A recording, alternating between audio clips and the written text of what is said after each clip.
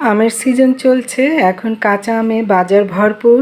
এই সময়েই যদি আমের আচার না বানিয়ে রাখতে পারেন সারা বছরের জন্যে, তাহলে আর কখনোই সম্ভব হবে না, কারণ আম পেকে যাবে, তখন আর কাঁচা আম পাওয়া যাবে না। তা আজ আপনাদের সাথে কাঁচা আমের আচার রেসিপি শেয়ার করব। খুব সহজভাবে আমি কিভাবে তৈরি করেছি সেটি আপনাদের সাথে শেয়ার করব। চলুন ভিউয়ার্স, কথা না বাড়িয়ে দেখে নেই।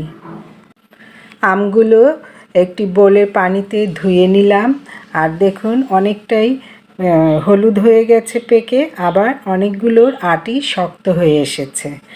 দেখুন আমি ছুরি দিয়ে কেটে দেখাচ্ছি, এটা একটু কাঁচা আছে, তবে আমি চামড়া ফেলবো না, আমি চামড়া সহ আচারটা তৈরি করব।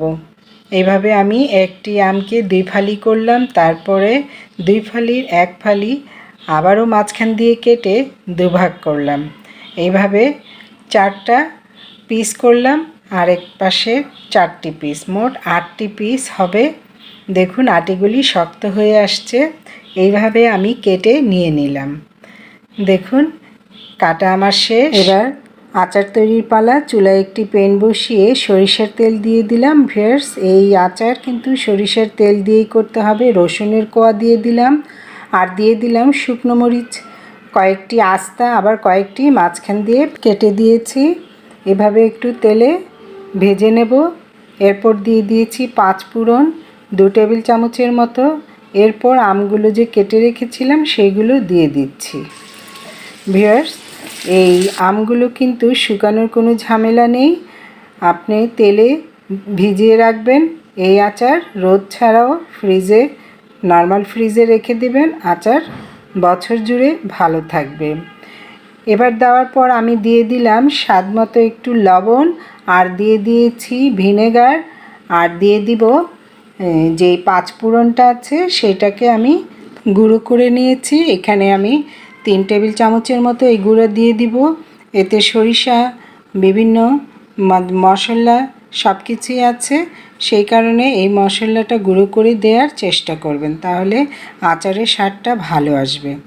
এইভাবে আমি চুলা মিডিয়াম হিটে রেখে অনবরত নাড়তে থাকব, কারণ না নাড়লে পোড়া লেগে যাবে। আর দেখুন আচারের কালারটা কতটা চেঞ্জ হয়ে আসছে, এইভাবে কালো হয়ে আসবে ভাজতে ভাজতে। আমি অল্প আঁচে এইভাবে নাড়তে থাকবো, সময় ধৈর্য নিয়ে। ভিউয়ার্স, ভিডিওটি ভালো লাগলে পেজটি ফলো দিয়ে লাইক কমেন্ট করে দিবেন, আর যারা ইউটিউব চ্যানেল থেকে দেখছেন তারা চ্যানেলটি সাবস্ক্রাইব করে পাশে থাকা বেল আইকনটি প্রেস করে দিবেন, আর শেয়ার করে দিবেন অন্য বন্ধুদেরকে দেখার জন্যে। এই আচার আপনারা পোলাও, খিচুড়ি, এমনকি যে কোনো মাংস দিয়েও রান্না করতে পারেন। এই আচার এতটাই মজাদার আর সুস্বাদু। একটি পরিষ্কার কাচের বয়ামে আচারটা রেখে দিলাম। এটি আপনারা নর্মাল ফ্রিজে রাখতে পারেন, বছর জুড়ে খেতে পারবেন, রোদে শুকানোর কোনো ঝামেলা নেই। আর একটি বাটিতে আমি আচারটা নিয়ে দেখাচ্ছি, দেখুন কতটা সুন্দর আচার হয়েছে। আপনারাও এভাবে বাসায় ট্রাই করবেন। আসসালামু আলাইকুম, আল্লাহ হাফেজ।